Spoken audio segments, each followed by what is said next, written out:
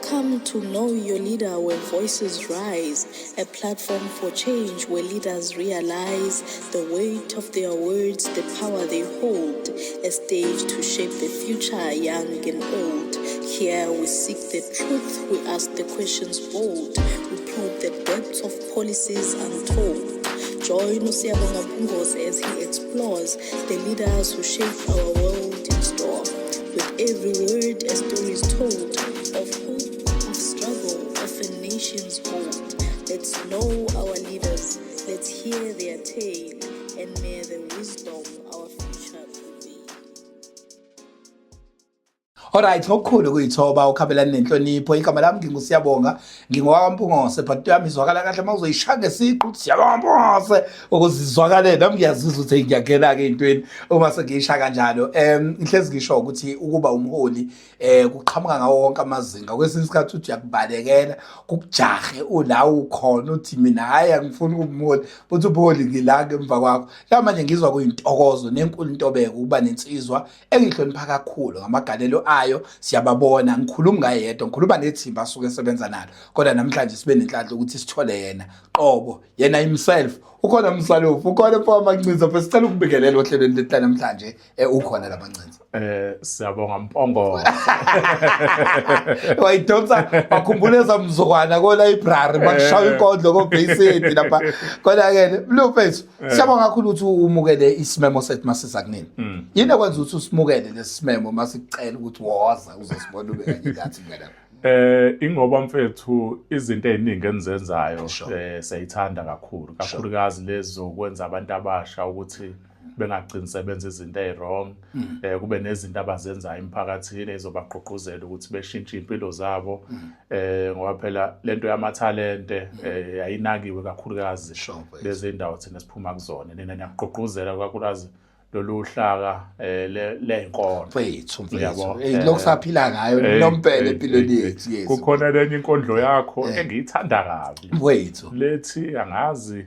ngimbe uthi uyangigqiba ngiyabona singwasami semhlanga emihla uthi uyangigqiba uhlabeke ngigqume sakumina ngibheka umoya kuqala siyasha yabona ke leyo ngidlala njalo siyabonga ya izathu esenzeleyo nje ngabona mfethu umsebenzi wenomuhle. Siyafisa ukuthi nabanye abantu abasha nganomsemushana ayi mfowethu sekuyangibonakala siyangumtsha wendoda mfowethu, kodwa ke siyafisa utendala ngekudala. Yes, siyafisa ukuthi abanye abantu abasha base-youth bezenze lezi zinto, ngoba ngesikhathi abantu abasha benza izinto ezingcono emphakathini lokusho ukuthi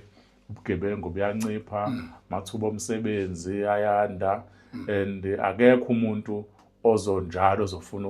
njalo uphethe iCV ukuthi ayofesa ngamakhono nezinto ongazenza emphakathini zingenza ukuthi indawo ohlala kuyona ithuthuke, nawe personal kube khona izinto ezenzakalayo ezinhle eziqhuba impilo yakho phambili. Ozokhuluma kahle mfowethu Mancinza mfowethu. Manje siyahamba ade ngihleka nje before siqala ishow umkhuluma uthi hayi mina engazani nazo sicelo ngiyasho ukuthi ya kumele wazane nezintwana thina amabrazo enu manje la uze kubhuti omdala kasicelo ke emagcekela la ekhaya sicela ukumukela. So mfethu into engifuna ukuyithola Mancinza,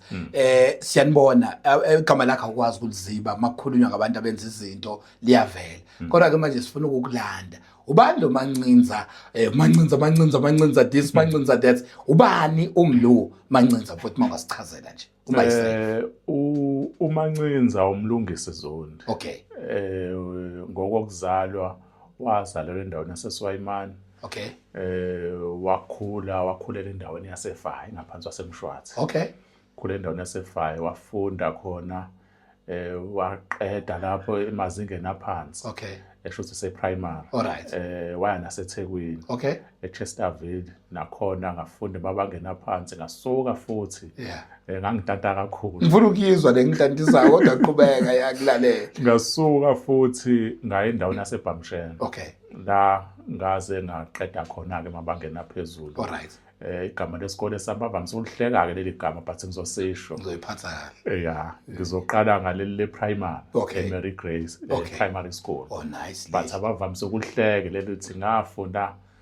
Ntabi namafutha secondary school. Okay, kuzoyiphatha kahle. Ngithula imbokelo. Ngafunda eNtabi namafutha secondary school la ngaze ngaqeda khona ke umatric wami khona. Okay.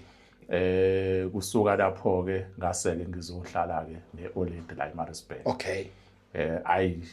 Lapho ke ngaqala khona ke into nje yokulekelela abantu. Ubalekelela ngaphansi kwani kwepolitiki noma nje as individual ngalezo sikhathi? Ngathi ngiphaphama nje ngaphaphamela kuyona iANC. Okay. Phaphamela kuyona iANC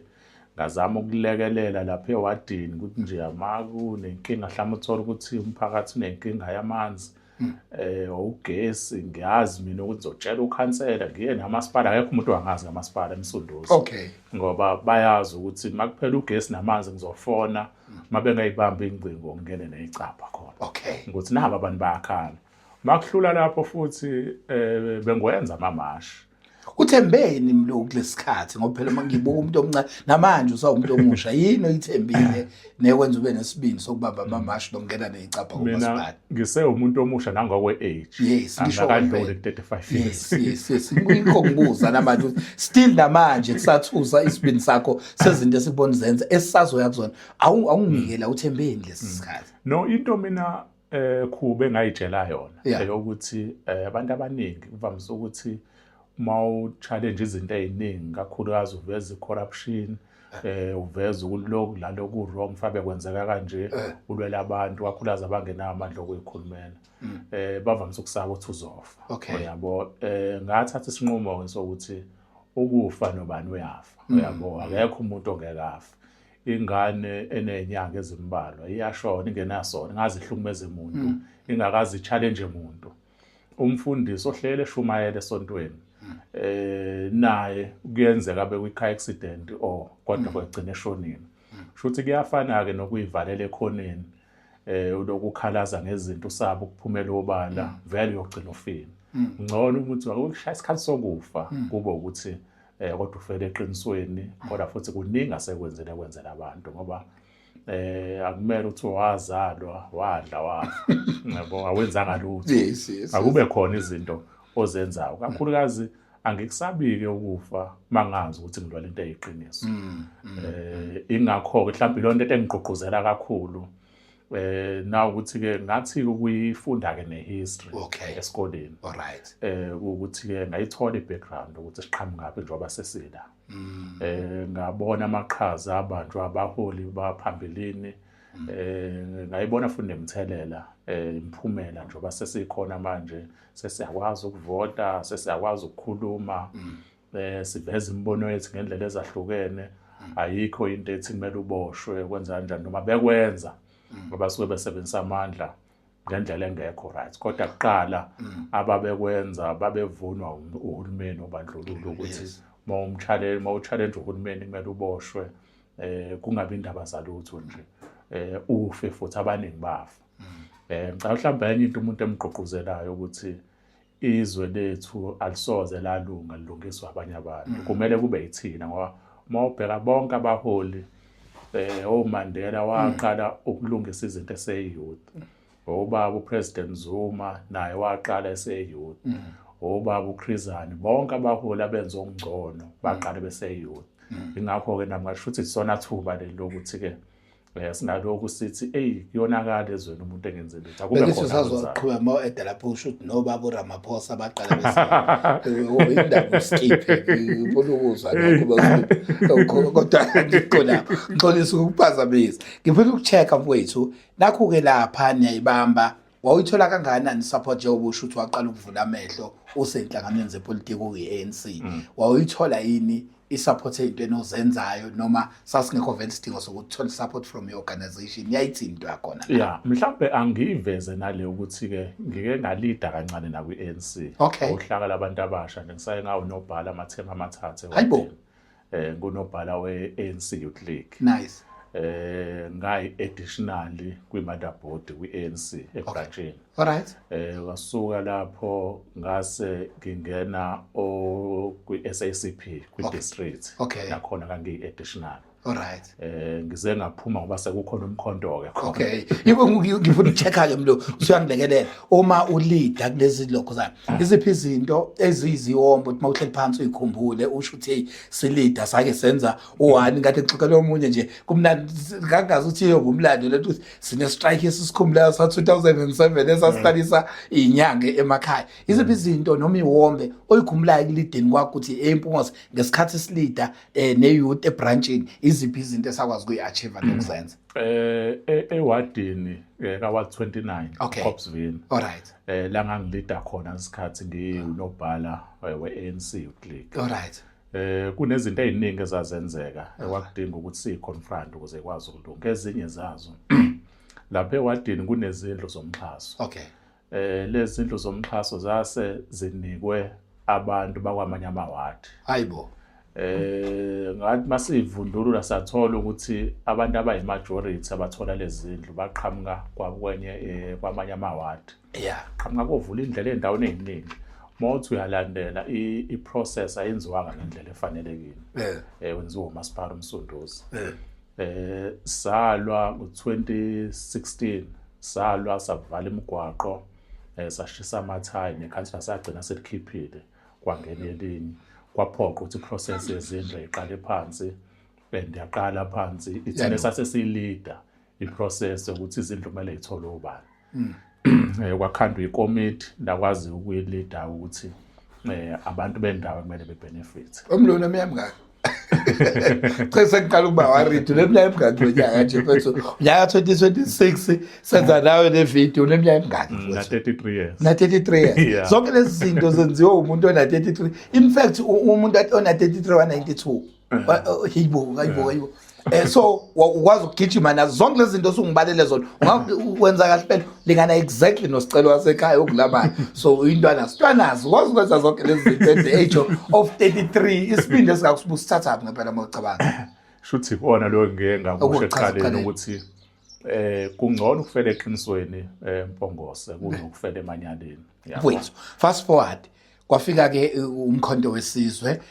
ngonyaka ka2023 December 16 umemezela umongameli uZuma ukuthi sekuzoba khona umkhonto uyalida usolidile emabranchini wazwangena kuma additional lapha kweregion so ngizama ukuchecka kwi-district ngizama ukuchecka mfowethu yiziphi izinto owathi mawusuhlelo uyibuka from inhlangano zombili washo ukuthi hayi ngiyaxuma ngiyangapha ithini yakhona ukusilekelele la ngifuna ukuphendula umbuzo wakho bathi angiqale kule ngijombile okay ule ethi ngo-2017 yes 2016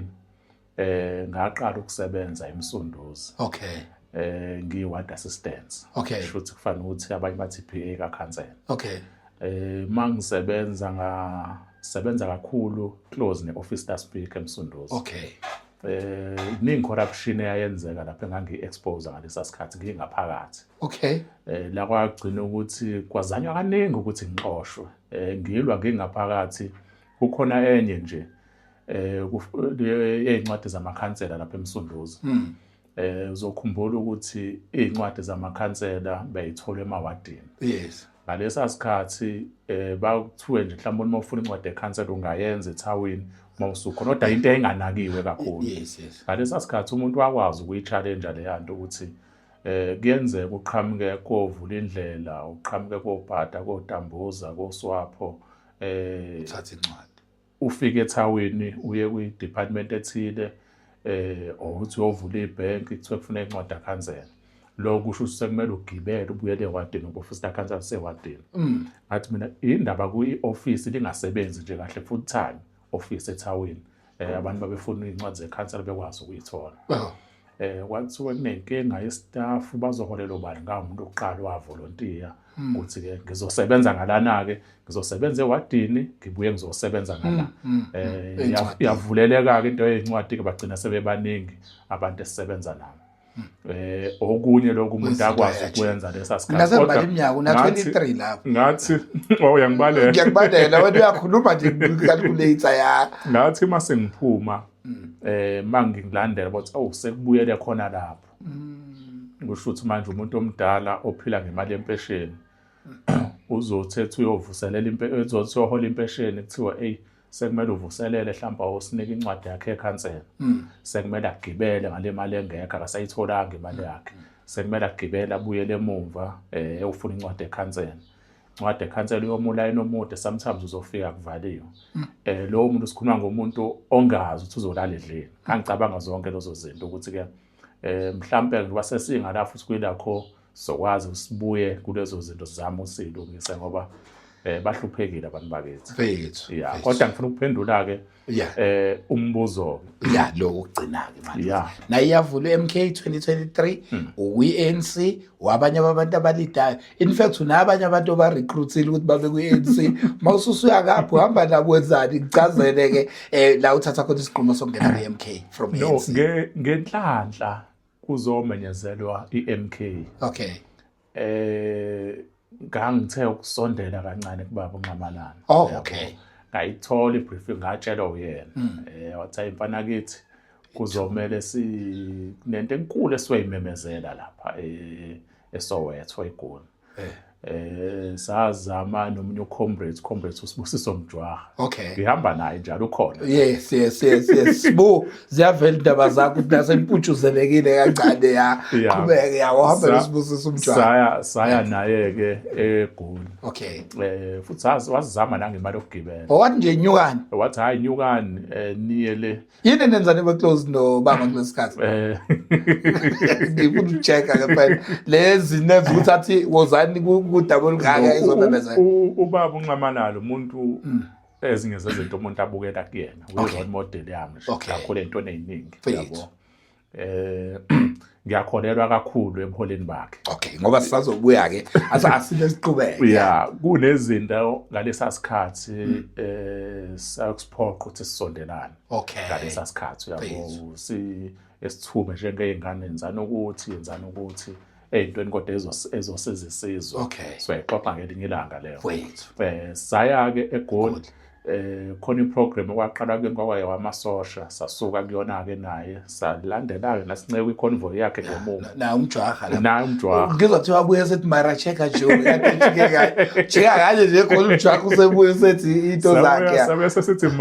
mara checka ntwana acaba lentwana yeah no ukwenziwa announcement of yale sikhona la ku media briefing hayibo sasikhona ngalabo ufike khona imedia basoyitafula ithina sasetha nje zonke izinto yathi mayimenyezelwa ngakaphulu sasesumkhonto wesizwe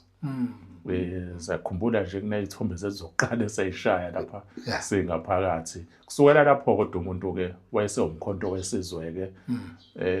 wabuya ke wathunywa ke eminye imisebenzi yayi MK okay zazama ukuyenza kakhulukazi eMaritzburg nakwamanye ke ama region nakwamanye ke ama provinces njengaseGoli nje kancane kodwa umuntu waqhubeka ke wayi-MK ke njengoba namanje futhi aseyi-MK Fethu ngoba ngiyakhumbula uma ukhuluma yaseMaritzburg ngiyakhumbula ukuthi eyokuqala Nxasa Striver siya ngase showground la ngadlula khona abantu sebebaningi akazi khona iground yeSYMCA ngazi kugcwele khona because ngangithi ngizophuma ngangihamba isithuthuthi angiyabuya ngithi ayingeke la esekuvaleke khona kangaka yini ezakalayo and then yayisifikile wayisujoyina so into eyinhloso ngqangi yayisikujoyinisa yini ke mhlambe singayithola namhlanje kwi-podcast into eyangijoyinisa kakhulu iMK part izinto ayikhuluma okay uzokhumbula ukuthi before kufike nje uhulumeni politiki le izwe lalibuswa amakhosi okay lalibuswa amakhosi izwe shuthi wafekwa amakhosi beneyinduna kanjalo izifike phansi eindaweni esihlala kuzona lange nje mawulandela ihistory true kwangekho ukuthi ingane ikhulelwe zincane kanje mfethu yayingekho into yama drugs kwamngekho ubulwana lobe sebukhona ngesikhathi sisaphila njengobuntu nje kahle njengabantu salidwa ubuholi bamakhosi noma ngangekho phela namuntu engifundayo yes uyathola ukuthi I'm sure nawe uyazi ukuthi kuqala mawubaba unomuzi kubona ngathi komnotho akuhambi kahle amadoda ahlanganisa amakhanda ukuthi asemsisela inkomo naye akwazi ukufuya akwazi kube indoda khona ezokwazi ukusenga inkomo akwazi ukuphila i-MK Party ke iyafika naleyo nto yathi ibizwa nge-people's mandate ukuthi kumele kulide ubuholi bamakhosi. Mhlawumbe uhulumeni uze ngaphansi kobuholi bamakhosi. Ngoba lo hulumeni iwona osusiqede ipolitiki kakhulukazi iyona abanye bayisebenzisa ngendlela eziningi ezahlukene. Iyona ebuye isiqede ubuntu kubantu. Fana nokuthi ngithi mina njengoba ngiku-MK Party ucomrade othile enginayo kwi-MK Party umenza into e-wrong icishihlo ngoba ngithi ayisinayo siyibambile kodwa umuntu okwenye political party ngingakuboni ubomi abanye politiki bayisebenzisa kanjalo ingakho ukuthi thina endlela esisebenza ngayo omina wrong ngisho akuthiwa wenziwa imuphi umoli ngisho umjwakalanga shaya na ume wrong uyasike sixabane naye yabo ukuthi ayi wrong la naye asho sometimes nami now wrong la maphela umuntu ngeke uhlele right ngaso sonke isikhathi yabo enye into engijwayele CMK ukuthi ngesikhathi sababo Nxamala laziningi izinto azenza right ezinye zazo ogogo mabazi bahola umhla ka2 bahola umhla ka2 yayingekho into lento esiyenzeka njengamanje yabo ezikoleni ukudla izingane kwakufika ukudla zidla ingane njengamanje ayisadli mangithi ayisadla kusafika ukudla ngesikhathi o service provider basaholelwa kahle ngendlela efanelekile insiza kusebenza nje kubasebenza kukho right komasipala nakuma department esiningi izinto ayirong ngikwakuthi ngesikhathi sabamnxamalala icorruption iningi kodwa ibonala iningi ngempela ke manje ufakazi uyayibonela nawe eParliament izinto ezivezwa ikomiti lela izenziwa amaphoyisa abantu abathembekene abenza izinto ayirong ezinye zezinto ezenza ukuthi umuntu awujoyine umkhonto wesizwe futhi bamhlungaza kakhulu bamnxamalana yabo ezinye izinto abaningi sasibachaza ukuthi hayi akuyona lento eshiwoyo ngaye sebeyabuya manje bayasho ukuthi hey wawuqinisile kwakuyi propaganda nje izinto ezayisho bamnxamalana manje ngifuna ukuyithola ezinsukwini ohlelweni ngeke ngano organizer weMK umfowethu Reggie Ngcobo wayela ohlelweni ngabuza indaba yelakho wayesengichazela ukuthi ilakho nayo izimele ayikho ngaphansi weMK mhlambe uma ungangicaciselela umuntu okhona nosibukayo nomlandeli welakho ithi indaba yelakho neMK Party ngoba into esangeke nginaka anqemi kade nifike kuthiwa isitolo besivalwe iMK dan so ngizama akungibalansise lapho because ngilost mfowethu no ilakho okay aqale ngokuthi bonke ama leaders elakho ama members omkhonto wesizwe sama members nje omkhonto wesizwe wonke 100% akekho umuntu esomngabaza ukuthi lo angathi akayona iMK esonke sama members omkhonto wesizwe alright and civic organization eyimele alright ulakho umele uLabour and civic organization civic organization eyimele esiza wonke kodwa umuntu ngisho kuthiwa uqhamuka kwi-political party siyakusiza futhi asikho nanesidingo sokuthi mozo sibikela inkinga uzosho ukuthi hayi uyi-MK or uyiliphi political party kuliphi iqembu lezepolitiki asifuni ngisho ukwazi lo into ebalulekile usikusize ngoba usizi lo muntu leyafana usizi lo muntu omnyama akubheke ukuthi uqhamuka kwi-political party ubheke uyibala nje omlo yini into thina esiseceleni ngoba ngikubuze lo mbuzo before on isikhamera sike sanama incidents sike sadila nawo yabona nje ngemuva lapha kune China belixhaphaza abantu ngemva kwentaba sahamba sayo attenda leyo case yalapha uma sisuka sa attenda amaPakistan back in 2020 or 2021 ngalenkathi iCovid sadla ngekaphi so ezinye zezinto ke ngikhumbulayo ngalama moments o2 ngize ngithi nje ayi lento ngathi iphathisa ekhanda day 1 saqala la izathaba yayiholwa udadewethu ubongeka Cibekhulu wawuyena uthethisa amaPakistan lapha sashintsha ayiholela ingane o53 rand and stuff later masiqeda kuhlukana nje siwathethisa amaPakistani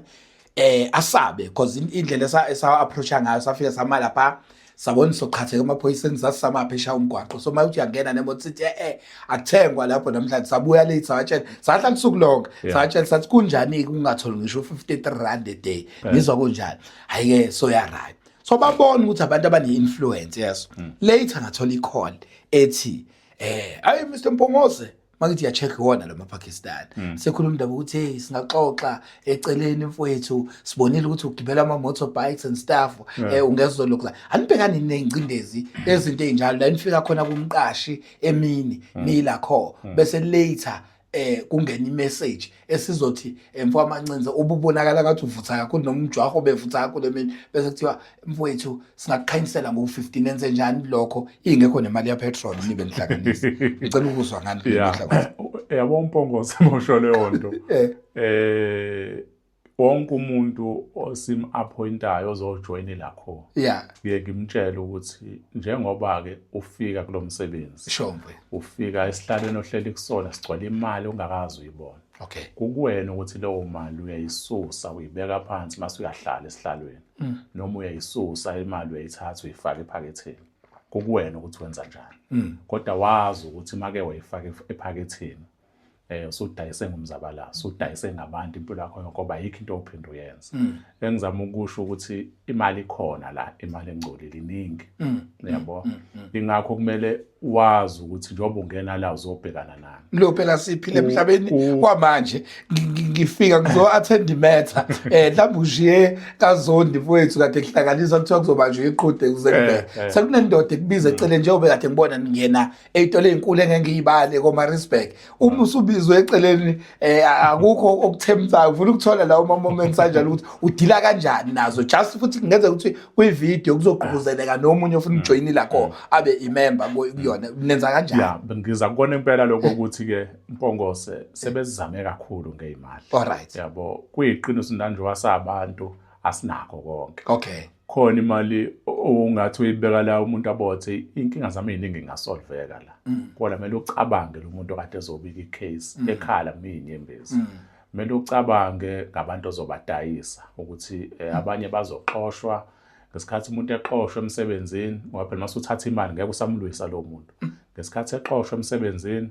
ukusho ukuthi iy'ngane zakhe seyizolamba sekungenzeka futhi igcine seyikhulelwa zincane ngoba yisayithola i-support e-right kumzali sekungenzeka uma singasakwazi mhlawumbe yisayifaka i-uniform esikoleni ngoba akasakwazi uma wazi ukuyisupporta umzali wazo sekungenzeka igcine esikoleni seyidiscourage ukufunda ngoba yisayitholi i-support eyanele kumzali ngoba akasasebenzi lokho kusho ukuthi ingane singadla ama-drugs singayeki isikole singabambi ingane yami kusasa yabo ethi ayibona into ihamba ibanga elide kanjani ngokwenza leyo nto usungenza ukuthi ugcine kube nengane esiyenza ubugebengu igcine siboshwe kumele ucabange zonke lezo zinto ucabange nanokuthi ayikho imali elingana nokudayisa umuntu wakini omnyama ngisho kuthiwa imali ayikho izinto-ke lezi esibhekana nazo everyday lo enye ngiyakuyona ngine-page la ku-Facebook mhlawumbe ngina 1.4 million wama-followers kuleleya page uhlangana nomuntu etown athi ngakubhalela inbox Mpongose wakangiphendule and ngizama uku-understand ukuthi namhlanje ngibhala ukuthi kuza wena angikwazanga uwathatha wonke ama-questions abhalwe abantu ngoba iwona wonke lawo ngiwaphethe la ney'ncomo eziza kuwena so ngiyephuzini lokuthi ngoba le izolekelela nangale clip ko-TikTok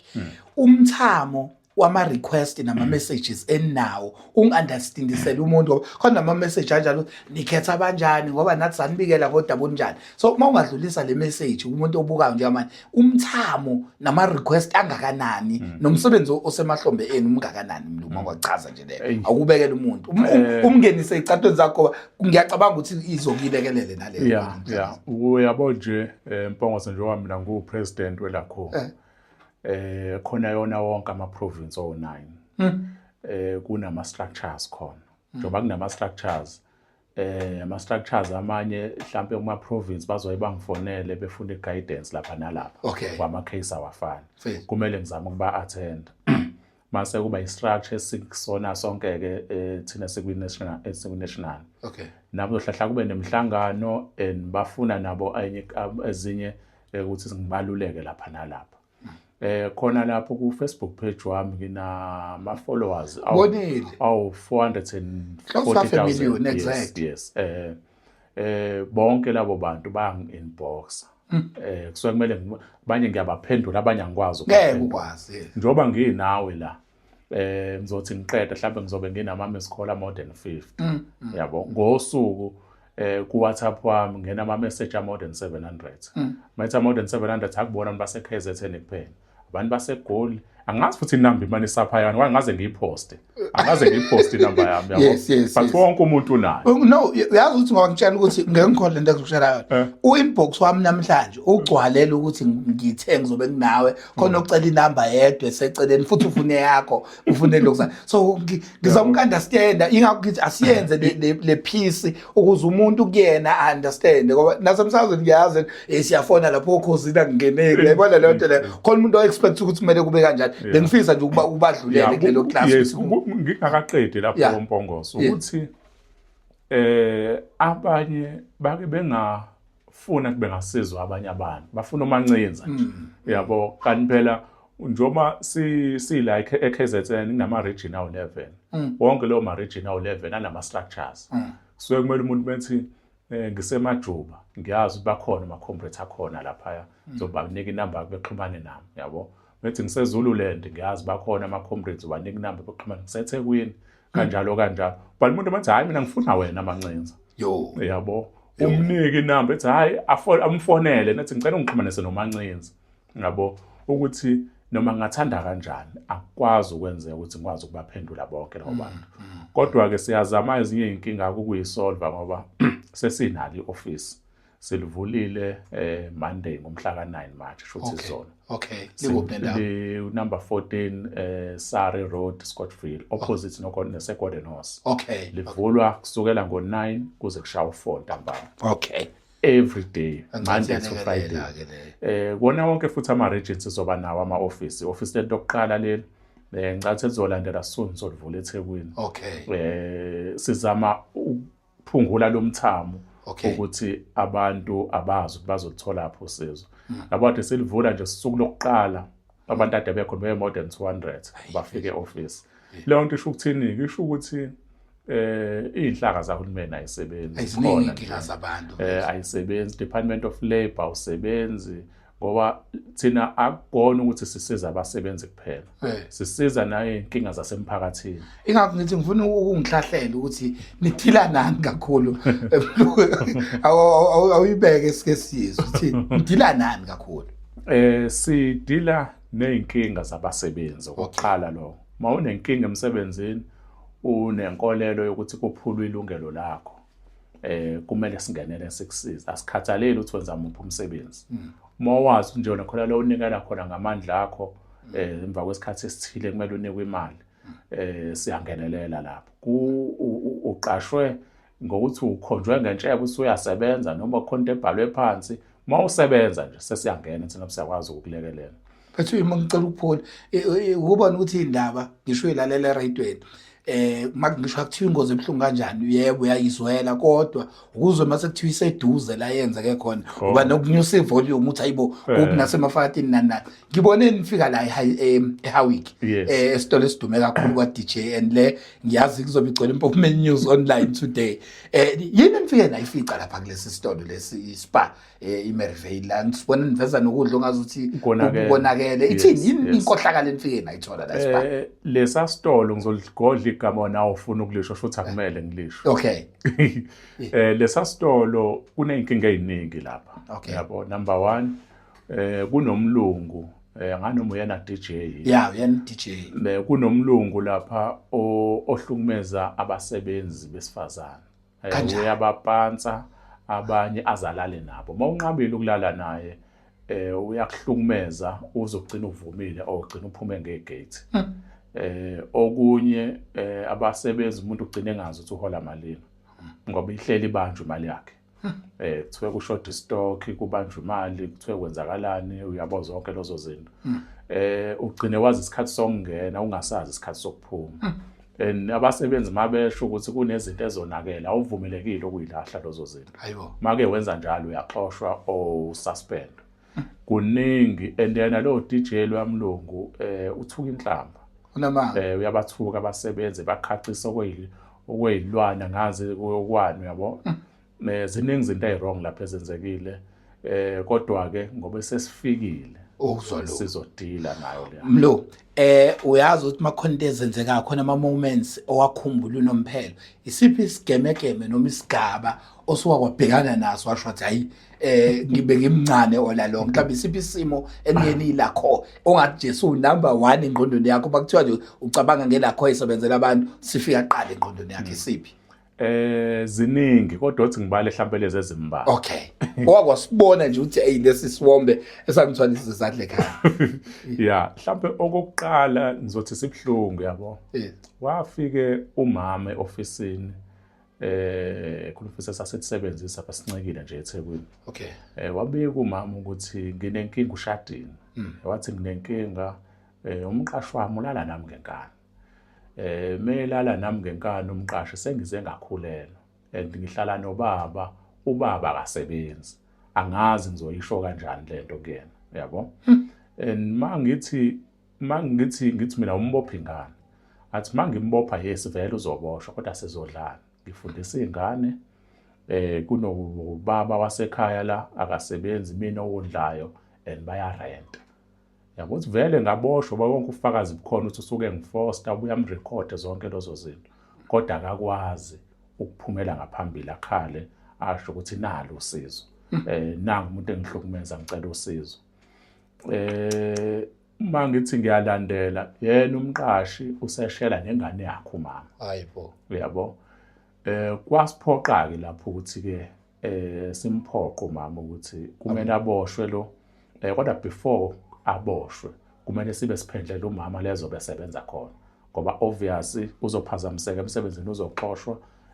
ngona kube khona lezo bebamba khona ebesebenze kwazi ukuphila mase sidila nalesigebengu lesi yabo isimo lesi sangidabukisa sokuthi noma ethi ubikela abanye abantu kube ukuthi abamthathi nje khona abantu abanalo uzwelo nayi wena kodwa ngiyopha ey'nhlakeni zahulumeni kunabantu abathi abanalo uzwelo no icala lise on Mpongose lisaqhubeka noma selihamba isikhathi eside okay lisaqhubeka kuyikona ukuthi ke uyawazi umthetho wenza ngendlela yawo yabo esokuqala leso esesibili kukhona ama-China futhi lasangena khona ke ayimasingena isikhona futhi etheni shothi kuneyimanga masingena khona ama-China ayafika nje sathi sihleli kanje wathi wena mlungisi zondi ngasho ukuthi yathi okay bangena sahlala ayimzani basingena nje afike ephethe imali engaze ngiyibona ayibeka etafuleni yabo athi hi let's talk unamakhe unani nje ngifuna ukuzwa ngawe uphethe lapho ya uyafika ukuthi asixoxe nje lapho kuyabheda uyabo yabothi inkinga zami ezinye izosolveka kodwa kuukuthi ke siyazi ukuthi senzani yabo kwaphoqa ukuthi ke sisenze ngalendlela esikholela ngayo ukuthi iyona right sagcina sivalile lapho nabasebenzi bagcina besizakela yabo ukuthi mawuthi kumbizwe abaholi abahlonishwayo ethi hayi nosibani siyayenza lento khululeke ithathe kunamanga kubizwa abantu kuma department kuthiwa hayi siyayenza lento khululeke izinto esizenza ngathi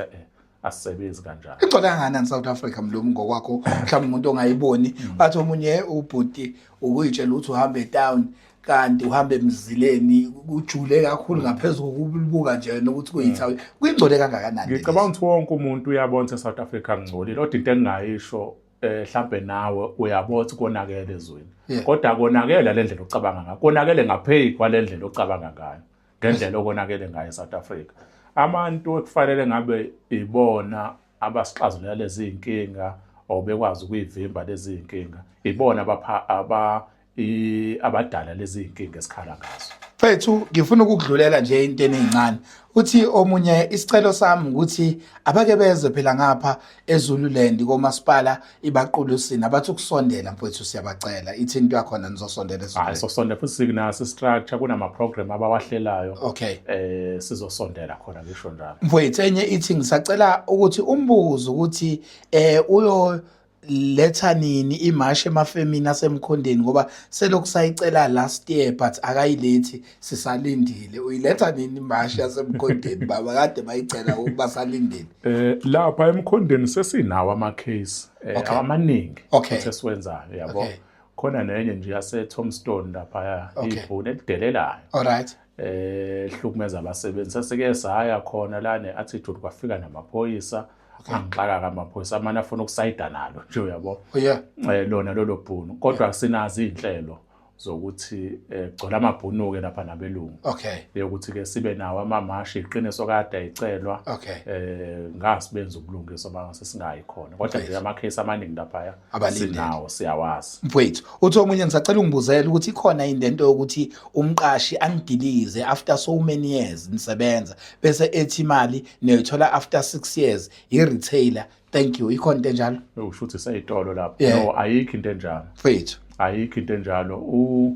uthe usebenza isikhathi nganani uthi usesebenze iminyaka engaphezulu ka6 years ayikho into enjalo into ithi Mpongose umsebenzi umeqashwa mhlawumbe mazoqala usebenza u3 months konke ibizwe ngeprobation okay yokuthi ke usebenza lo 3 months mhlawumbe makudlulela lapho suke sekumele ube permanent kusho umthetho wa Department of Labor ulungiswe sekumele be permanent ngoba isho ukuthini lonto njengoba usuke sebenza u3 months ulandelana usuyadlulela lapho shuthi ukhona umsebenzi ongenziwa yilo muntu ingakho kuthiwa manje umqasheke abe permanent mfowethu uthi omunye mina benginesicelo sokuthi bangenelele kuma unemployed educators ase KZN kwi process of employment nokuthi i database isebenza kanjani makwenze njani sasike sayilokhuza le yothisha laba abangasebenzi sesike sabanye la ukubona phaphambi kwase officeini la MEC okay yoka education sathi kuyokhuluma nabo enikhona team esixhuma nabo lapho sasihlele nje umhlangano wayesewuvuma i-Department of Education sifuna ukuzokhuluma lezo zinto u-HOD uNgcobo ngathi uyovuma wabuye waphika angasazi ukuthi inkinga yabawo kephi sisazozama kodwa ukuthi sifuna umhlangano nabo mase sifika nalo ikomiti lalabo othisha abangasebenzi sikwazi ukuthi into yabo siyilungisa ngoba into ye database ayisebenzi yabo kodwa bamane kuthiwa hayi i database ikhona mawuthi uyalandelela kunabantu asebeqashiwe umuntu oqede last year useqashiwe manje umuntu owaqeda ngo2017 yena kuthiwa kalento database kodwa kuqasha umuntu ongazangene kwi database wayithuthi omunye igama lakho Sibongile Bushula bathi angobabiza phela amagama abo uthi mina ngithi nje kuye inja umlungu inkuzumalanga mfoka amancinza muhle umsebenzi wakho qhubeka ngamakhulu amandla bese zothi uEsmasondo ngithi siyalibona kakhulu igalelo labo abaqhubeke njalo baphenye lezi zikhohlakali bese bebuya basixoshele labo bokufika safa ukugada ohele imisebenzi ihamba nabantu bokufika uEsmasondo lo obhalile kanjalo uthini mawuzwa abantu mhlambe edlulisa nanokuncoma ezintweni esinithena zenza nokuyasikhuthaza kakhulu lo futhi kuyasijabulisa ukuthi kuloko okuncane umuntu azama ukwenza labantu base South Africa bakhona bakubona ukuthi kuhle and sisazoqhubeka mina ngithi kuloko esisakwenzile kusekuncane kakhulu kunezinto esisayihlelile ukuzenza ngesizwe lase South Africa wait so manje uthi omunye wait umancinza bazobhekana kanjani ngoba ibukeka ikhula kakhulu ilakho ngaze kungene nabantu abanenhloso ezithize bethunywa abantu abathize kuthiwa ngizoyilwa kanjani ke leyo ukuthi ungagcini ngena nabantu abathunywa ngenhloso ezithize kubantu abathize yabo kuba kuleyo sesixosha abantu abaningi abenza into ewrong kwilakho thothi abanye bazothatha imali kubaqashi abanye bazokhokhisa abasebenzi phela abasebenzi asibakhokhisi baningi izinto esezenzeke lesikhathi esincane nje ilakho iqaliwe yabo kodwa akabone nenye ivideo abanye esitolo labena ababamba ngecamera bengena bethatha imali begqokile ukuzane sengisho ukuthi ke kuba umuntu nje mayesamthola enza leyo nto aliqula lolo cala icala nje lokudayisa umzabalazo asiliquli nje kunje nomzane nazi izinto zakho suwenza izinto ezirong phuma futhi asigcini lapho siyamposa sim-expose ukuthi ucomrade ubani lesinayo kwelakho sesimxoshile ngalezi izathu nalezi. Mfowethu bathi siyabonga kakhulu indlela azinikela ngayo ekusizeni abantu bakithi ey'ndaweni ezihlukene. Sengathi ungaqhubeka lo msebenzi wakhe muhle ulindiwe Lucia Mzolo bese uma fuze uthi ngicela mina ungitshelele yena ukuthi siyawubona umsebenzi wakhe omuhle abawenzayo bangakhethe ebala lokuthi umuntu ukuyiphi inhlangano kodwa kuphela bafuna kusizakale wonke umuntu omnyama. Umsebenzi omuhle bafowethu awuqhubeke mancinza uze ungapheli amandla. Siyabonga nangaleli thuba osinikeze lona. Igaba lakho Mafuze uThuli Dlamini uthi mlungisi inkinga kaMancinza ngithi nje ngeke ngikukhohlwe empilweni yami yonke kulimala amawele abhuti wami eHomi eDurban nasuka ningazazi nokuthi besihlala nabantu abaziwayo umfana omncane owenza umehluko ngokubambisana kangaka ngeke sikhohlwe Mancinza kubhale uThuli wakwaDlamini. Salokho eqhubekile njalo abongayo uthi ubaba kaMlando Fani Xuli uthi iqhawe leli mfowethu thanks uthi omunye muhle umsebenzi awuqhubeke uthi omunye muhle umsebenzi ayenzayo abaxosha abantu bokufika isikhathele phushani Mancinza mfowethu. Bese ke irequest ithi ngithi akazobona mfowethu ngapha eNottingham Road endaweni ekuthiwa kuseGori sekuyiseZimbabwe qobe abasamfuni ngisho lo muntu wase South Africa abantu bakhona bafuna ukuthi basebenze bodwa. Cela ukuyiphinda le ndawo ise-Nottingham Road indawo kuthiwa iseGori so iseZimbabwe kusho ukuthi abantu baseZimbabwe abasafuni ukubona abantu baseNingizimu Afrika. Usibhalelwe usiza Ntombi wakwaZuma so uthini ngaleyo yase-Nottingham ayirequestayo la Mancinza? Hayi kuzomele siye okay ngingayisho manje i-date kodwa kuyasiphoqa ukuthi siye ey'ndaweni ey'njalo ngoba zikhona iy'ndawo uthola ukuthi kuzofika kuqashwe umuntu wangaphandle mhlawumbe engene kwi-management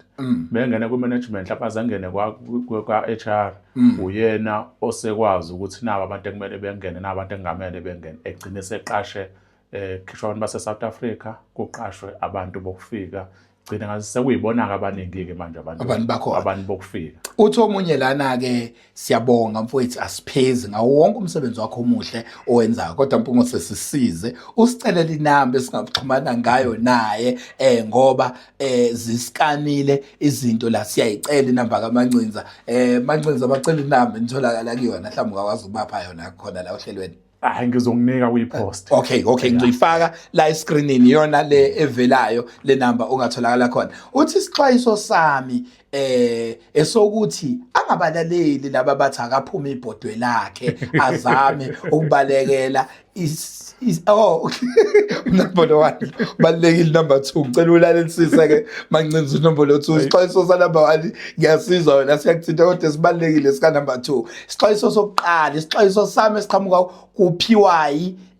Mthembu uthi isixwayiso sami sokuqala angabalaleli laba bathi akaphuma ibhodwe labo uzwile isixwayiso sokuqala. Esesibili ke sithi azameke nokubalekela isinene ngoba bayosebenzisa intombazane bamdicilele unomphelo empilweni yakhe. Mancinza wenze njani ukubalekela isinene nakho la kuthiwa masikujaha usibalekele ngenyawo zombili namba bebhalile uthini isixwayiso somlaleli. Mhlawumbe uthi ngiqale kuleyo kuqala. Okay. Le bhodwe I'm sure basho ukuthi mhlawumbe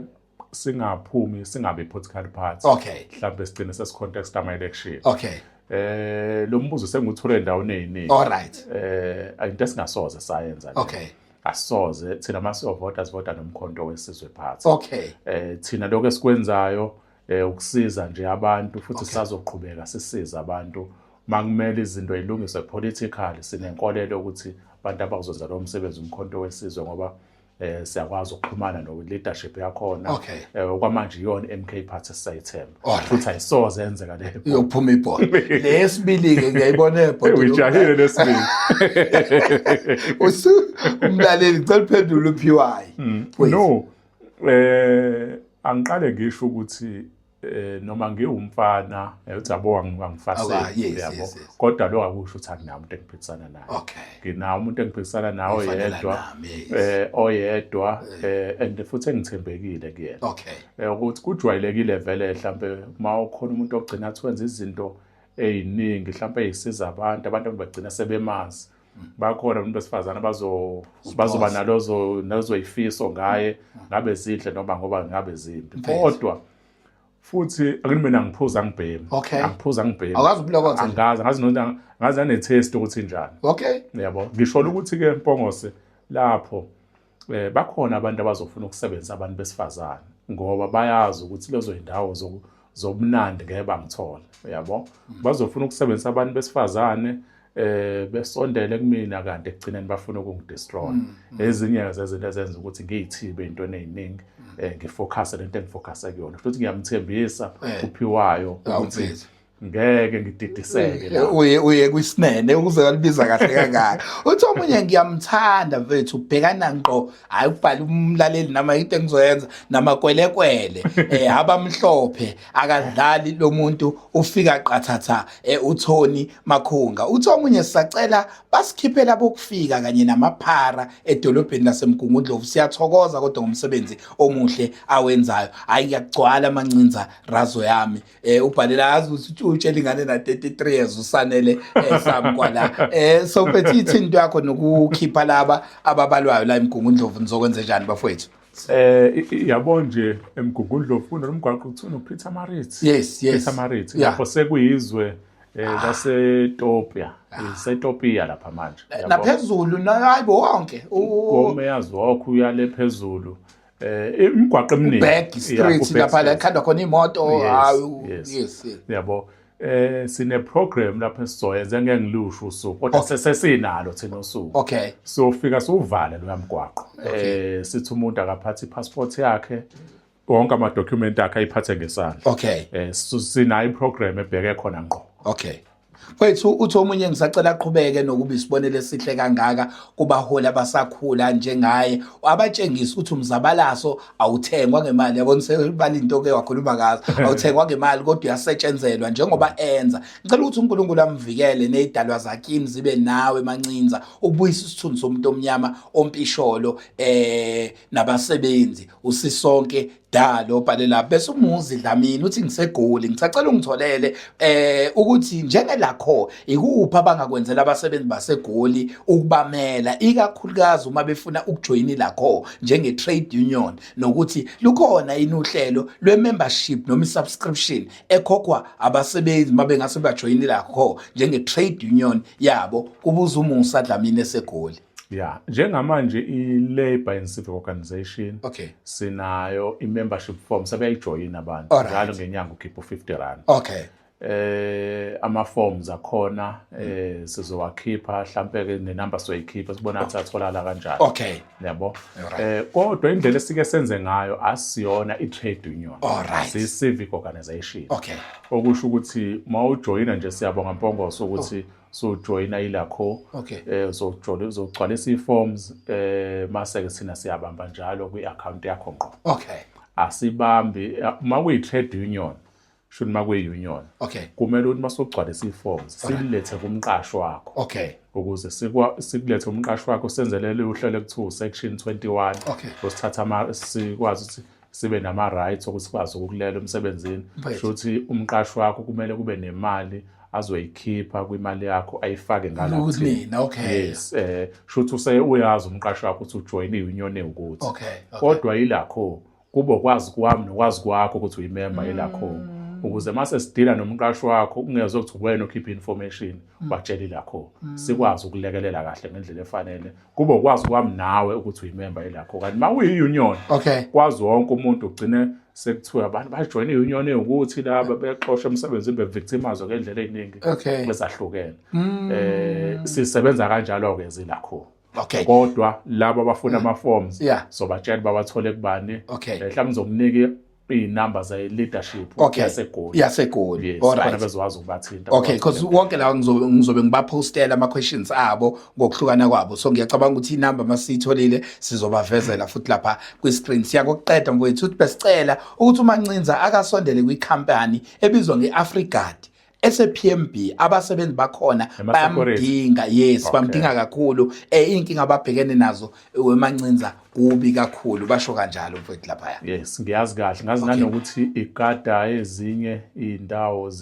ojantshi besitimela okay yes ngiyawazi ama-case akhona nje sinawo. Wagcina kanjani wonke lama case ekhanda yazi ungenzele ezinye izinto uthi abantu bakithi kuyabajabulisa umtshele siya ukuthi ngisacela bheke nasema-rank lento ukuthi indawo zitholwe ngomkhoshosho ibeen decade ngizama indawo yokudayisa lutho ngithi ngiyazama ukubeka isinkwa etafuleni ngihambe kwikhansela ngiyahamba gabela lutho i-SA ibolile shame ema-rank mfowethu uyacela lo kade ecela nje ukuthi nenze kanjani naleyo ngiyayazi Khubo ukuthi abasebenza emgaqweni abadayisayo oma bethi abanika ama-work permit kodwa kunikwa labantu bokufika ukubona ama-security akamasipala ejahoma bethi abadayisa ama-aphula ama-fruit bajahisa kwey'gebengu kodwa abantu abadayisa ama-drugs edrobheni abenziwa lutho yabo abenziwa lutho nje yabo opposite ne-ofisi la Premier lapha emakethe kudayiswa ama-drugs akekho umuntu ongazi opposite ne-office la Premier dayisa ama-drugs yabo kodwa umama oyezamelayo ofundisa iy'ngane odayisa ama-fruit odayisa ama-aphula ondla iy'ngane ama-secretary amasipala yamjaha amphuce lezo zinto lezo yabo kumele aqale phansi futhi ayothenga ahambe ecasha abantu bokufika banikwa ama-work permit bekwazi bemunika ama-permit okudayisa emgaqweni khona lama-shelters akhiwe eMaritzburg amaningi uthola ukuthi khona empty abaningi abantu base-South Africa khona lawa nabantu ekudayiswa kubona abantu abaningi abantu bokufika mfowethu ngoba bemaningi kakhulu ama-message akho kodwa sesizozama ukwakhathula uthi besicela mfethu ningenelele ku-security industry kudlaliwe ngabantu abamnyama kuphele nalento yama-contract sisebenza into engaqondile siyaguga manje asinamali asitholi lutho sesaphelelwa amandla kusho uMkhize uBF Mkhize lapha bese ubonga okuhle uthi uthi akaqhubeke naleli qiniso analo hayi siyayivuma lensizwa yakithi lona kubethi ngibuzelwe siya ukuthi ilakho yase Greytown ikhetha abantu yini ngoba sekuphele 3 months basithembisa ukuthi bazoya emsebenzini kodwa lutho manje inkinga akabhalanga ukuthi emsebenzini okuyimuphi kodwa ke awusazi story sase Greytown mhlawumbe eGreytown bakhona ojobe lapha mhlawumbe ngizoye ngiba-check kuhlambe zami ukuthi be-check kuma-case asekangena Mlo ngicela ukucheck umuntu nje manje ngoba wena I know yazi ngicela utshela umbukelo la ukuthi kwathina bekudifficult kangakanani ukuthola icabanga selokusazama ikhathi and ngithe namhlanje ngizoyenga yonke into bakuthi ngiyathola ngicela ukucheck mfethu umuntu uthola kanjani ukuthi lakho itholakala kuphi la khona ngoba ngibona ngazuthi wonke umuntu uyadinga kwazi uzothola kanjani nje mfethu no enkundleni zethu zokuxhumana sihlale siposte abantu kumele kuxhunywane nabo nezinamba silokhu senza leyo nto kwezinye indawo asikakabi nawo ama-office senza leyo nto office ke njengoba ngishisela ikhona abantu bengeza khona e-office nanokuthi kuney'khahla mthothi sithi sizoze eThekwini mhlawumbe abantu abasidingayo basondele workshop isibonelo yabo sisenza nje kanjalo kodwa siloku siwaveza leadership yethu ukuthi nabo abantu se-Greytown bakhona ojobe exhumana nabo osibanibani moseThekwini bakhona oXulu noMuzi nazi iy'namba zabo axhunywane nabo mawula nje eMaritzburg bakhona oJabu Mkhwanazi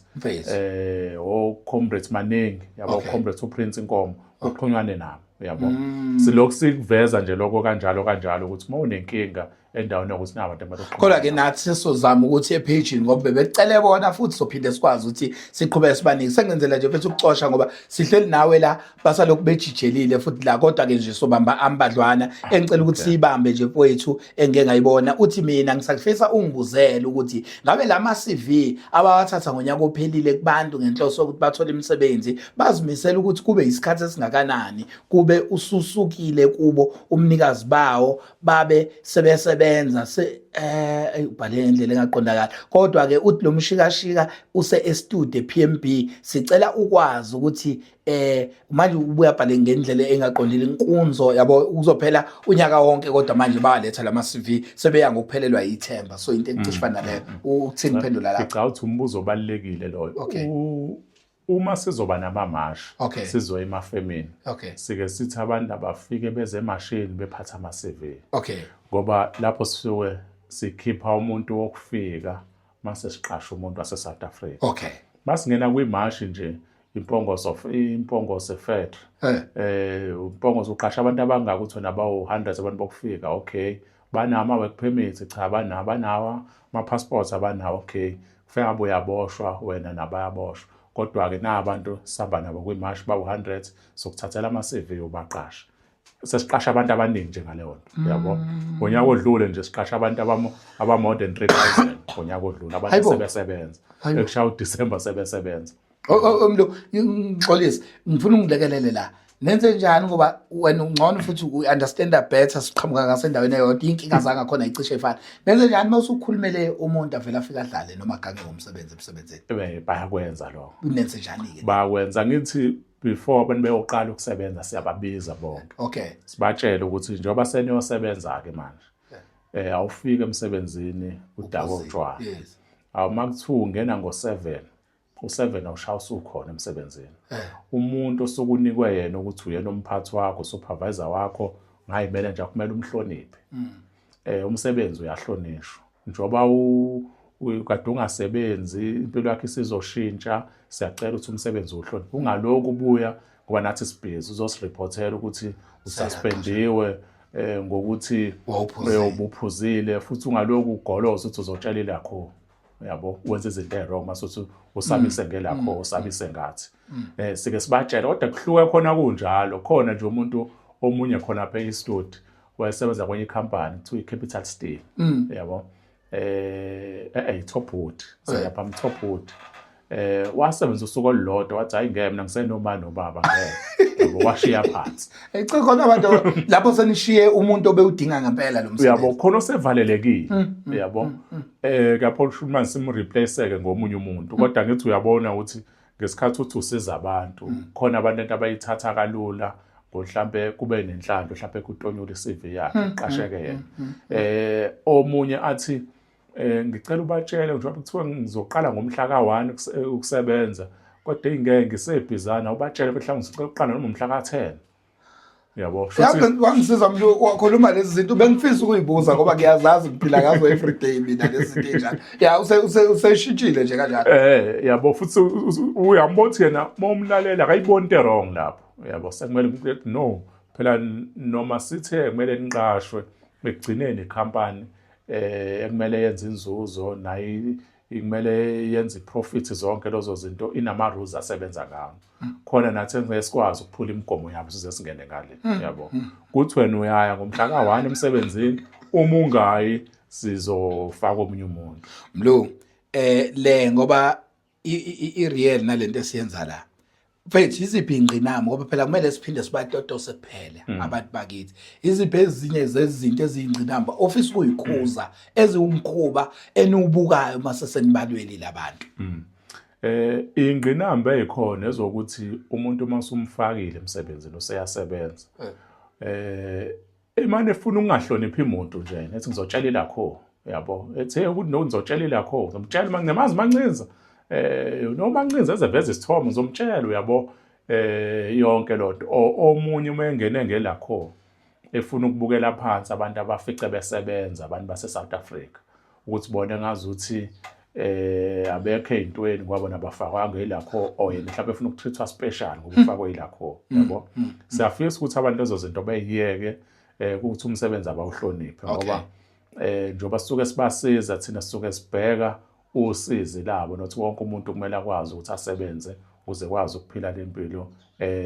omunye osuke eyifisa ngaleso sikhathi sesovala anibini kwesinye seyikhathi ke futhi ukuthi nisuke nithi niyolwela into mase senifika ngaphakathi nithola ukuthi ayinjengoba kade yenze kuthola ukuthi bese intshontshele emsebenzini mhlawumbe umsebenzi usithathele inqumo ezithize sesifuna ukulanda nina nithi mase nifika ngaphakathi nifike nithi lento esilandelwe yona size sithathe isikhathi sethu ayilona iqiniso kuyenzeka kukhona nje omunye osake wasireportela kukhandwe iwayini lapha wathi hey lapha bathe ngiphuza iwayini yabo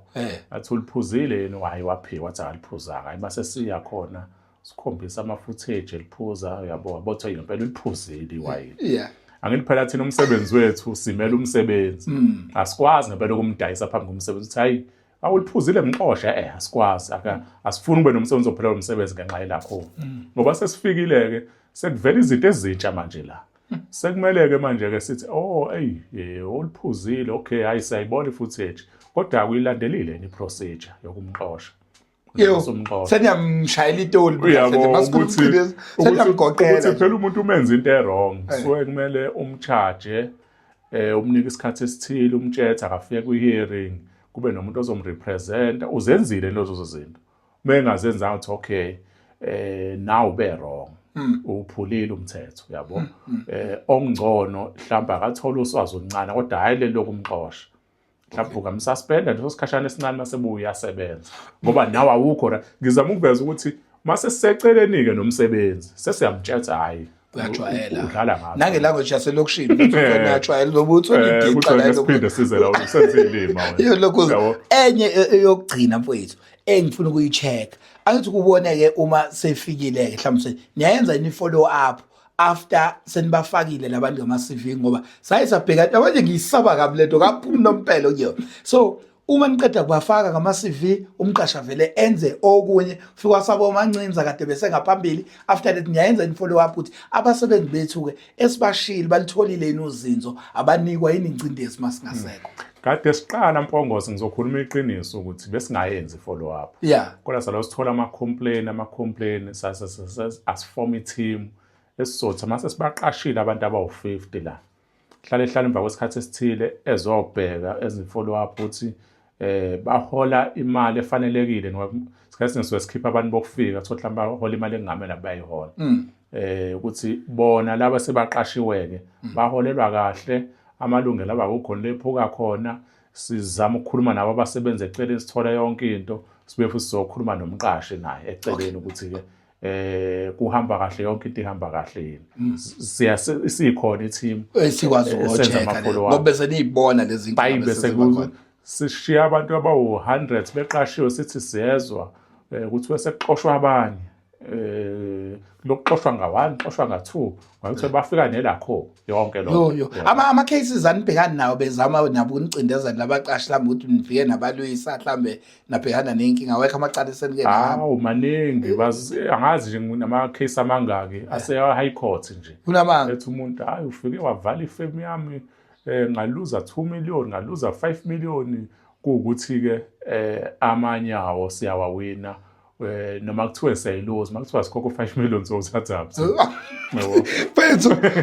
ukuthi yazi ngathi ngiyagcina usuku lonke ngoba ikhiko odila nazo kodwa-ke isikhathi siyasinqabela uthi omunye mina Mpongose ngicela ukubuzela ukuthi ugade ubani ngoba esikhathini esiphila kusona usuke uma wenza kahle impilo yakho isuke sizoba sengcupheni ngicela ayivikele mancinza wenze njani ekuyivikeleni iyakhala lensizwa la ezokuphepha zona zikhona ziqinile kodwa kakhulu azibone kumele bengivikele ngoba izinto zenzeka khona emphakathini yabo makuthiwe nje kahle bonke abantu abafisa lakho ukuthi iye phambili abajabulela umsebenzi welakho fabe ibona abasivikelayo kodwa-ke ezokuphepha ikhona bakhululeke ngalapho uthi omunye ngongitshelela yena ukuthi uDuduzane Zuma i-Deputy President of MKP kwi-Zuma Family Party nguye ozothatha iy'ntambo emva kwayise ngithi umtshela ukuthi ngithe akavula amehlo nampa bethi bacela uvula amehlo lapha uthini-ke uyavuleka amehlo noma wenzani no eyileki-ke ngiyibona ikhulunywa nakwi-social media yabo yokuthi uma ngijoyina i-political party ngisuke uyijoyina ngenxa yezinto ezinye ngeke ngayibala ekuqaleni kodwa kakhulukazi ukuthi-ke amapholisa akhona ame kanjani zonke lezo zinto yabo na ukuthi umuntu okusuke kumele mhlawumbe angene kuma-position yonke ama-political party anendlela yakwenza ngayo kodwa kumele kube nomuntu ozonoma kubonakala ukuthi unayo i-capacity yokulida endaweni ukuthi mase kubheka ukuthi uzalo ubani wonke umuntu ngoba akekho umuntu olandwe endlini kuthiwe nasi isikhundla cha lokho suke seku-wrong kodwa umuntu uma eyijoyinile naye i-MK uyijoyine as yena ayijoyinile ngokuthi uzalo ubani wazana nobani yazi ukeda kulokho ngiyibo ngivelela ngisho ibanathi mayikathola umsebenzi kuthiwa hayi ngoba kodwa uthi uyambheka outstanding uyakwazi ukuthi azenze izinto nje lezo-ke ngoba kwipolitiki-ke vele izinto ey'zokwenza noma kungene bani kwi-position kungena bani yabo nje kusaye kwathiwa i-MK Party yamaZulu yase KZN kwasha kwacima uyabo kodwa uorganizer we-MK Party uqhamuka le koLimpopo uyabo no Floyd kade ekhona kayena umZulu aqhamuka futhi eKZN baningi abaholi abakhona ku-National High Command engebona abantu base KZN ongewona futhi amaZulu kodwa kwipolitiki izinto ezohleli zenzeka Mbuzo wami wokugcina uthi ngicela ukubuza kuyena ukuthi iSunfresh Bakery ngabe yini le ngaka esayenza ningasabuyeli khona ngoba lokhu nafika nathatha izikhalazo zabasebenzi anikaze nibasize ngalutho kuze kube manje basadlala iSulumane nemali abayiholayo ingaphansi kwale ngathi kufanele bayihole ngiyacela bafowethu ke ningenelele ngendlela umqashi enza ngayo ngathi kukhona phakathi okwenu abathengayo okay angazi uqondo but ngiyayazi but lo case ngithi ingase Woodlands lo Sunfresh umnikazi wayiSulumane uyazi nayo kwi-IFP uyi-IFP uyi-IFP nje ifanda nje kakhulu i-IFP but ngizama ukusho ukuthi no ngiyayazi lo case into nje eyenzakala ngikhona umsebenzi engangixhumana naye wesinika yonke into eyenzeka khona ngebhadi kasaxhumani mhlambe ke mayibona naye le video akeze office ngoba kunezinto eziningi esingasakwazi ukuyithola angazi noma wayeke emsebenzini noma wenza kanjani kodwa icase lapho ngiyayikhumbula nje ngoba kunezinkwa zakhona mhlambe zidayiswa esitolo thizeni kune target ukuthi kumele udayise i-target engaka ngosuku ongayidayisanga kwazi kwa expire izinkwa 18 kubanjwe imalini yakho ukuthi hayi ngoba ke izinkwa eziwu50 uhlulekile ukuyidayisa sizoyidayisela wena zonke lozo zinkwa lezo mase kubanjwe emholweni wakho ngizama ukuvethi ngiyayazi lo case uyakhona mfethu akasondele office akasondele kodwa officeini mfethu ngivalelisa ngaloko ngoba sengizwe isitori sakhe ngathi sibhlungu ukuthi mina Nkosi yami ngisakhala ngosasa bonke ngeke ngize ngisho ukuthi wakuphi mina ngise-PMB ngaphuka ngifaka insimbi ngo-2021 ngahola ngaphuma esibhedlela unyaka owodwa mangivuselela bathi angisaqualify kanjani kini insimbi wesike manje senginamathambo isandla sami sakwa right asisakwazi ukwenza lutho ngenxa yamathambo ngiyahamba isibhedlela ngiyafeyila inkinga yami angazi ngiye kovuselela ngoba lo dokotela bakaSasa bavele basichithe bathi asiqualify sengimdala futhi ngaphandle kwalokho ngizoqashwa ubani insimbi amathambo isandla ngino 56 years manje angazi ngenze njani ngidla inqwaba amaphilisi ziningi izifo enginazo ngingabulawa na indlala ngiwaphuza ngingadlili ngisacela ningenelele koSasa bafowethu imisebenzi wenu mancinza uyabonakala kodwa nolama udaba ngicela nilithathele phezulu okamzilikazi kaMashobane engivalelisa ngayo mfethu uthini le story akhuluma ngazo kaMzilikazi hayi mhlambe leyo bengizocela mhlawumbe inbox uthatha inamba yakhe masumane uyanginika yakhe nje leyo specific yes okamzilikazi ukuze nikwazi kuyilokho mhlawumbe soyi-update ha ukuthi mhlawumbe ihambe kanjani kodwa nje ngicela leyo case uyenze kanjani mfethu mhlambe lakho lokuphetha ngike ngithi mina le podcast yethu akusiyo le mainstream media eyomjito connecte ngedata store eyomjito oncike lapha ya okubonayo amazwi akhe ngathi mayifika kuyena afika benento ukhuluma nomuntu omusha njengamanje ukhuluma naye nje mfethu ku2 minutes ungabe wesifazane noma owesilisa angathina amazwi akho ongavala ngawo umuntu omusha ngingathi kubantu abanjalo umuntu lekhona ekhoneni khona lokushini semakhaya akube khona okuhla kwenzayo emphakathini akube khona okuhla kwenzayo emphakathini engazenzi izinto ezirong ngoba ngesikhathi abantu abasha basempophomeni behlangana bethi bafuna ukuqeda ubugebengu empophomeni behlangana baseHowick befuna ukuqeda ubugebengu eHowick behlangana abantu bakodambuza nakephi koThekwini zonke indawo ngalowo nto ubugebengu buzoncipha kusho ukuthi noma uRamaphosa sememeza ubugebengu lapha kuzothiwa ama-stats ehlile ubugebengu kodwa kakhulukazi ukuthi abayi-challenge izinto ezirong emphakathini ngisho akuthiwe zenziwa ubani nangesikhathi sobandlululo ngo-1976 1976 iyouth yangalesa sikhathi eyayi-challenge uhulumeni abantu abadala babeyibuka iyouth njengamahlongandlebe njengey'ngane engahloniphi kodwa njengamanje wonke umuntu seyibiza ngamaqhawe useyoncoba umsebenzi wabo ngendlela abenza ngayo uchallenge uhulumeni wamabhunu ngendaba yamapasi zonke lezo zinto sengisho ukuthi namanje into mawuyibona wena umuntu omusha ubothi iyak-affect phumela obala udile nayo kusasa ngeminye iminyaka bobona abanye abantu ukuthi into oyenza wawulwela iqiniso and imphumela yobe isibonakala lapho ngani nje lento yobugwala abayiyeka abantu abasha mfowethu le ngiyazi ukuthi abantu abamnyama siyathanda ukuyibalekela kodwa imili uma kufika insuku zokugcina whether uyobusuna 100 years uma Ncinza ababemchaza ufisa achazwe kanjani makufundwe obituary yakhe makukhunywa ngoMancinza uyofisa ukuthi ukhunjulwe nganje izinto engafunda kuthiwa iyona ndlela eyidefinition yakhe uMancinza ngingathi abamkhumule njengomuntu oneqiniso uMancinza uhlukile kunabanye abantu wonke ama-politician megibela kwi-podium azothi phansi nge-corruption phansi ngezinto ey'wrong wonke umuntu uzosho leyona kodwa mawuthi uyalandela lowo muntu uqasha u-anti endlini akamholeli and uyamkhaca umsebenzisa ama-hour amaningi ebuye engamholeli emphathise nje engamphathi kahle kodwa mephambi kwabantu ushawela izandla uyahlonishwa ngokuthi ukhuluma kahle uMancinza akuyena umuntu othanda ukukhuluma nje ukhuluma kahle bayisenze enye into eceleni engahambisani izinto ade eyikhuluma ngofisa ukuthi uMancinza into ayikhuluma kusuke kuyiyona bengikhumbula lonto umuntu oneqiniso njengokuthi ke nanokuthi ke nabo abafisa ukungikhumbula mase kushaya leso sikhathi esingasifuni so kodwa ekugcineni sikhona mase kushaya leso umuntu ofuna ukungikhumbula engathi ngenza okuhle bese sikhumbula uMancinza ukuthi hayi ngiyosizwa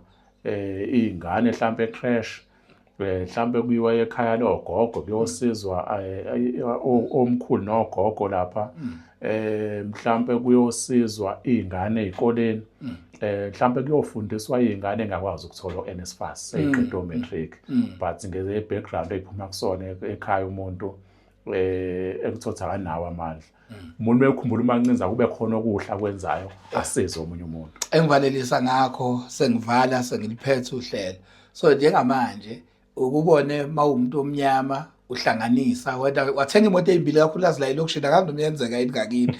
wathenga imoto ezimbili kumele ulandelwe noma usethwele noma usenjani and maneza nomsebenzi eniwenzayo yohlezi kunento engemuva enilandelayo into yokuqala kuthiwa kune funding ekhona engemva kwalabantu bafandiwe bazoyenza kanjani ngicela ukuchecka phambi kwamakhamera kubantu abakhulumayo akunamali ekhona engenwayo phampwayo ngemuva bese kuthiwa hambani nibe ilakho niye phambi kwabantu so ezilakho ukhuluma uthini ngabantu abathi hayi laba bathengiwe khishwa nkulu imali mhlawumbe iqhamuke eMelika ingakho benza lo msebenzi bengenelana kanje wathini ukuchazela umuntu osekholwa ngisho nayi leyo nto ukuthi hayo lakho abantu abathengiwe la ubuza umbuzo obalekile usuvele kaningi futhi ngiyawucabanga nje ukuthi uyazi la umsebenzi esiwenza ngandlela oyirisk ngayo basithumelele nangeinkabi zonke izinto yabo mhlawumbe kunenye into engaze ngisho public mhlawumbe ngiyaqala awuyisho la ngaze ngajabula podcast yami ithola into yokuqala ngiyaqala ukisho la ngisho ne structure abantu engilida nababazi abazi ukuthi umhlaba namhlanje umhla 10 mhla ka-10 yes 10 March 2026 last week ngike ngahlasela uyabo ngahlasela kukhona insizwe eyifikayo ekhaya sashaya icapha kwenzeka lokho nalokho kodwa agcine ngenzeka ngalutho baqhuma ngasibhama kwenza ngalutho kodwa uyabona khona contact ebeze ngayo kwasho nami ngindoda yakho izinto engizenzayo babalekayo kodwa ngizama ukuveza ukuthi ngesikhathi wenza izinto usiza abantu khona abantu abazobheka nje i-downfall yakho ukuthi yibi into e-wrong azoyenza or bemfuna umuntu ngezinto e-wrong wenza izinto usiza abantu wenza yonke mase uhamba ne-security usugadiweke manje so uyithathaphi manje iyona nami kodwa akekho umuntu othi akekho isindlela singayenza usimsize impilo yakhe isengozini alomsebenzi awenzayo uyabo ilakho nje obisine office manje ingoba sikholela ukuthi abantu kumele beyixhasele wona umzabalazo wabo ukuze sizokwazi ukusebenza ngokukhululeka imali ye-membership wasesine office Alright. imali ye-membership ngoba membership inyuka ngalendlela nama kade ngingayilindele yabo baningi abantu besi-approach abesifuna ukusinika zona lezo imali oyishoyo kodwa kuwukuthi washo umkhwengkhwenge ukuthi ayikho ilunch for fringe khona into umuntu esuke ithembile asuke efuna umenzele yona ngoba nosuke sekunika imali baningi abantu abafuna ukusinika imoto bafuna ukusinika amamiliyoni usithengela imizi yes ngayiphila leyo mpilo kodwa ngesakwazi ukusebenza ngoba manje sekuzoba nendoda ethile sekumele uyithandaze manje ikhampani ukuthi yenza ukuthi azathi hayi no ngizoyisotha leyo nto awuyiyeka asakwazi ukuya uma uzothatha izinto zakho usuze wayijwayela lempilo yobukhazikhazi asekundunisele ngamo ugcina usuwumkhovu wakhe-ke nje ama-organization amaningi epolitiki namanye nje abahlali ayafa ngalezo zinto umuntu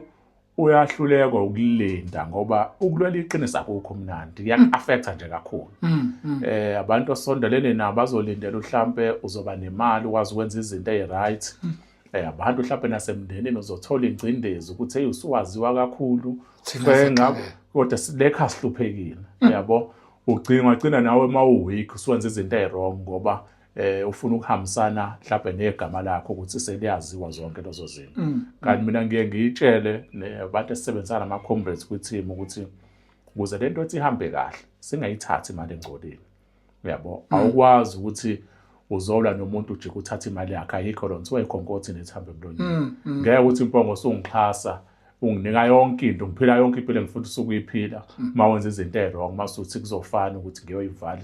ibhizinisi lakho kuzofana noma ungazi ukunike lutho yabo ileyo nto-ke ebalulekile sengisho ukuthi-ke kubantu abacabanga lezo zinto yes ubani unelungelo lokucabanga noma plazwane emoto uthwele nina nifandiwe nje ngine-sure emva kwesikhathi esithile bobona ukuthi eish ayingekho lento esasisho ngobancinza onke lakho wethu elakho lokubonga nokuvalelisa kubantu siyabonga mina lokuqala bese siyabonga isikhathi osipesona sikaphezulu kwesikhathi manje beke ngisakudedela ngiyazi ukuthi kuzoyenza kanjani ukuthi ibe nama episodes ahlukene sicela ukudlulisa ukubonga elakho lokubonga kubantu abakhona nabebekade no siyabonga kakhulu Khuba siyabonga ngicathi podcast yokuqala le ngihambayo noma inini manje ngimiza ngiyozama ukusondela noma inini nikhululeke ngiyokwazi ukuthi sisondele niqhubeke nani umsebenzi wenu ngiyabona letha amakhono ahlukene lapho ohlelo la Dudukoza phethu letha nezingane ezincane yinhle le nto yabo siyabonga kakhulu niqhubeke nosize nje umpani ngithanda nawe ukuthi sithi asifane kokuthi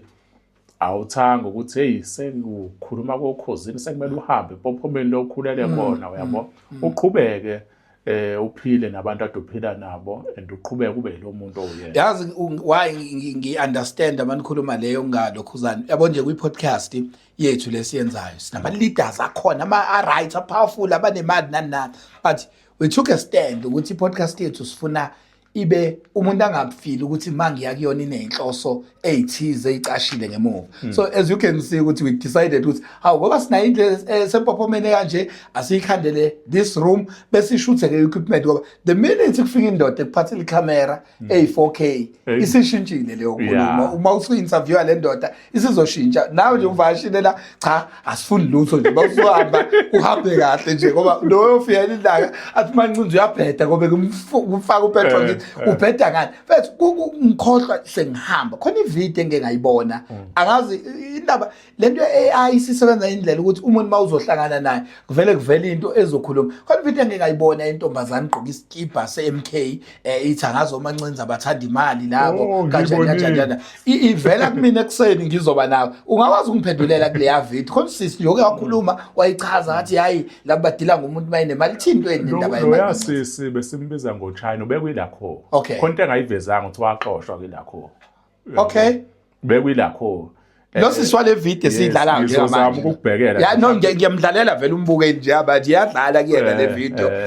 nangi into ayikhulumayo and then wena uthini kule video aqeda yes besimbiza ngoChina ukuthe unyaka usuphela wahamba wajoyina enye into ekuthiwa i-MK Labour Desk. Okay. Uyabo, kodwa ubesinayo la ngaphakathi kwilakho engisamxosha ubengesenzi kahle. Yini izinto abengasazeni ngoba nitheni? Bekunama-complaint amaningi abasebenzi bekhala ngayo. Kunomunye umthetho esayibeka yokuthi Mpongose mawuzongirepotela icase uthi uyahlukumezeka, umqashi uyahlukumeza. Kumele mangiyohlangana nomqashi ube khona wena. Ngingahlangani nomqashi mase ngithi sala eminyango. Ubenza lezo zinto-ke igcina icase ingasolvekanga ngoba uyena obuye sethi ngizokubrief etshela umsebenzi gcina setshela umsebenzi hayi no wena wrong yabo umqashi right and umsebenzi wengayona iphathi yalo meeting leyo. Kanti sithi attend icase awukwazi ukuyohlala nomqashi umsebenzi engekho kuyena lo kuyena oreportela icase. Yabo mawukuthi uthi-ake kuyenzeka mthotha umsebenzi uyasaba kube ingxenye yalo mhlangano lo ngizokunika mina umuntu ozohamba nawe la khona ungahambi wedwa uye kulowo mhlangano lo yena wenza zonke-ke lezo zinto sathi hayi mhlawumbe sike simkhulule ube nenhlanhla yokuthi kade simxosha besingakaqala luhle loku-expozana ukuthi umuntu o-wrong siyamposta ube naleyo nhlanhla leyo. So yibi-enga lento abeyiphethe. Ngibone ngathi ololo yabo sekuqala kona lokho yabo kodwa-ke mawukuthi uqinisile mawukuthi uqinisile ngiyafisa ukuthi mhlawumbe abasha labo lawo magama lawo ukuthi usibanibani nosibanibani mase siyadila nawo futhi mawuthi impela ukhuluma iqiniso ngoba uthi ungena emafemini amaningi kuthiwe kufika umuntu welakho wathatha imali wenza lokho naloko yes akakulethe mina futhi unayo-ke inamba yami. Yabo akangithinte sikwazi ukuthi sidile naleyo nto lowo muntu mase siyamxosha. Hey bafowethu siyabonga kakhulu ukuthola ukuthi usiphendulele kuleya video ukuqhamuka kweni naye futhi mhla samthola siyolizwa isayidi lakho ukuthi uyichaza ukuthi niyithandelana imali kangaka abagcina. Ngiyothanda mina uMesho amention amagama.